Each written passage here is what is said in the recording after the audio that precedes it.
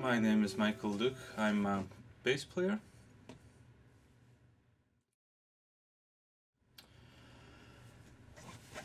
Well, I suppose I'm inspired by quite a lot of things and people.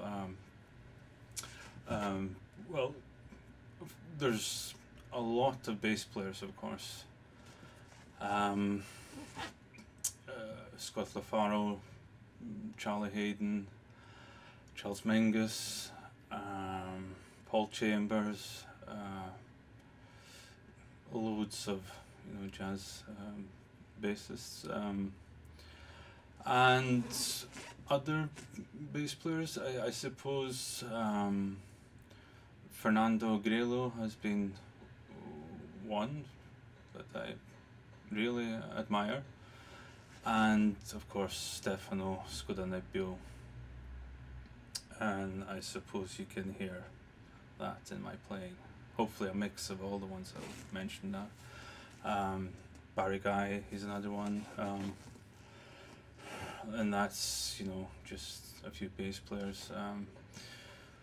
Composers, I've listened a lot to people like Lachenmann, Sciarrino, but probably even more Morton Feldman and Cornelius Cardew. Cardew has been a huge inspiration for me, and when I did my research project, which I finished in 2010, about free improvisation and experimental music, Cardew was really, I suppose, one of the most important figures, a focal point maybe for that work. When it comes to Cornelius Cardew, I suppose it's this borderline between composition and improvisation, which is really important for me and something I really enjoy exploring further. This somewhere in between what's composed and what's improvised. And I think all his music from Autumn 60 and up to The Great Learning is something I enjoy playing. And of course John Cage, and Cage's music has been important for me as well. And that's of course a paradox in some ways, since being mainly an improviser. But I think Cage's music does something, when I'm playing it, it's almost as if you can't rely on only your own cliches. You have to reinvent yourself in some ways, and that's what I like probably most about Cage's music in one way. So I've tried to use some of that and taken it into improvisation as well, and I suppose again Cornelius Cardew is interesting in that way, because you find a lot of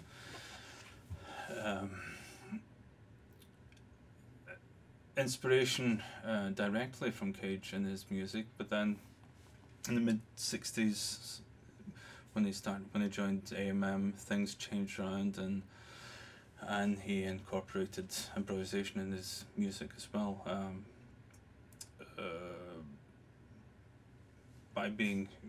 by improvising on one hand, and then trying to compose music that involves improvisation as well. And particularly maybe a piece like The Tiger's Mind has been really interesting for me, I think, because as John Tilbury puts it, this the music, the piece is more or less derived from the music making of AMM. And it's more, I suppose, in one way, more a role play than a composition of some sort. But yeah, I think particularly that piece has been important for me. My main project for the moment is a quartet I play with called Lemur, with Bjørnar Habbestad, Hild Sofie Tafjord and Lene Grenager.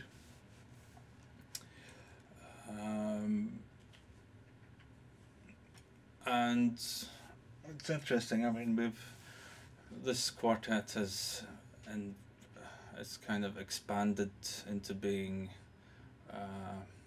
a lot of things. We've composed a piece called Critical Band together, which originally was for 9 to 16 musicians,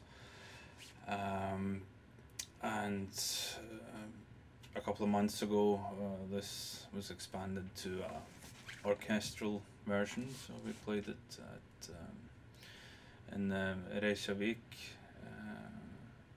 in Iceland.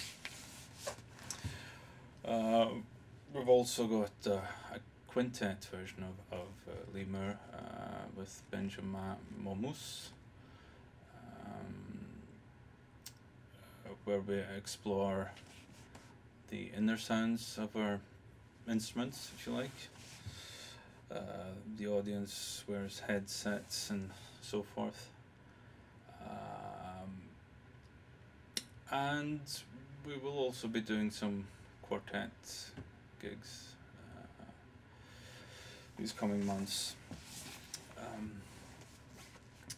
And besides that, I suppose I'm doing quite a lot of solo projects right now. So there's a new album coming out on Sofa, which is a recording I did last year in Oslo at Vigelands Mausoleum, which I'm really looking forward to.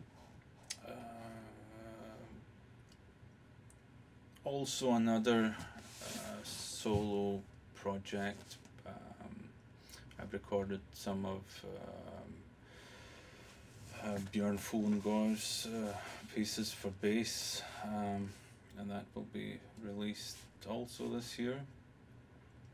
A split LP with Stig Årskog playing some clarinet pieces of Fongård as well. I'm planning to record Lene Grenager's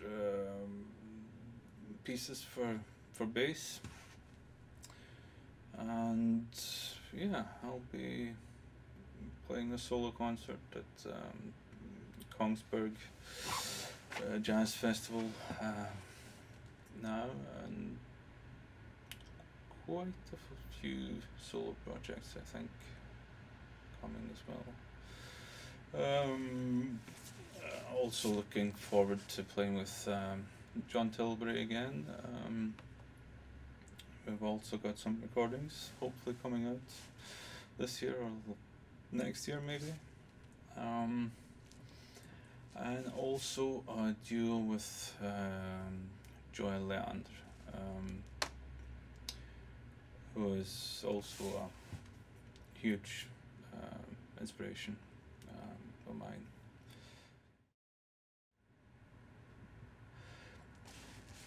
A lot of people talk about energy in music. They want their music to be energetic, and if there's no energy, there's no music. For me, that's the wrong word. I'm not really that interested in energy at all, but I'm interested in tension, I suppose, more than energy. I like the tension between, two notes, I love the tension you sometimes hear in uh, well, in Morton Feldman's music maybe, uh, which is strange because it is some kind of form. I suppose it's some form of tension and release in that. Uh, the tension that occurs when you're waiting for something to happen.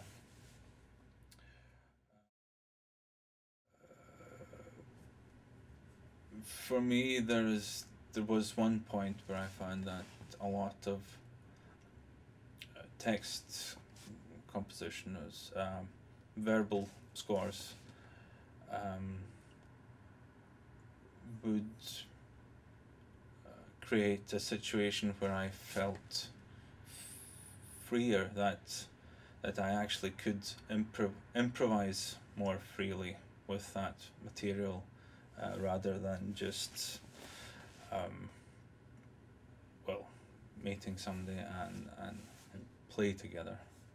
I think that maybe this is where John Cage criticized improvisation as being something where people only, they bring their own cliches, and to a certain degree, I suppose I can identify with that. At least for me, it could be something simple. I mean, it's like Yoko Ono's Overtone piece, where you're supposed to make music with only overtones. Something like that creates a space for this restriction, in a way, creates something where I can go, where I can explore music in depth.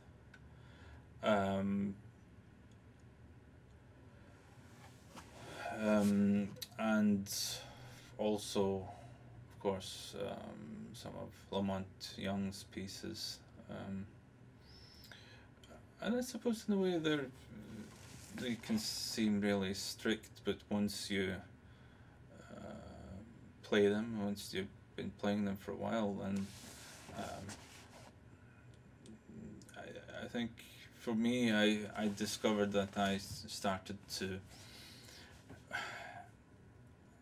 improvise on a kind of micro level. It wasn't necessarily all about the big gestures and abrupt changes and so forth, but it was more a kind of textural improvisation in one way. And of course, other pieces like Howard Skempton's For Strings, beautiful poetic piece with just the three words, waves, shingle, and seagulls. I suppose that's maybe one of my favorite